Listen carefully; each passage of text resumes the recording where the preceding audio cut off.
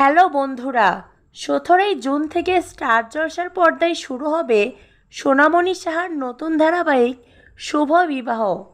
ধারাবাহিকের নায়ক হানিফ আফনা। এক্কা দোক্কা ধারাবাহিকের পরে আবারও পর্দায় ফিরছেন সোনামণি। ধারাবাহিকের প্রোমো দেখে বোঝাই যাচ্ছে এক ডিভোর্সি মেয়ের দ্বিতীয়বার বিয়েকে ঘিরেই ধারাবাহিকের গল্প। একের পর এক পাত্র রিজেক্ট করে চলে যায় সুধাকে। একসময় তার জীবনে আসে তেজ। তাদের প্রেমের কাহিনী কিভাবে শুরু হবে সেই নিয়েই ধারাবাহিকের গল্প। তবেই ধারাবাহিকে প্রধান চরিত্রে রয়েছে আরও এক জনপ্রিয় অভিনেতা। সোনামণি সার বিপরীতে শুধু হানিফ আফনা নয়, দেখা মিলবে আরও একজন জনপ্রিয় অভিনেতার। তিনি হলেন অভিনেতা ইন্দ্রনীল মল্লিক, যিনি এর আগে কার কাছে কই মনের কথা ধারাবাহিকে স্বতন্ত্র চরিত্রে অভিনয় করেছেন।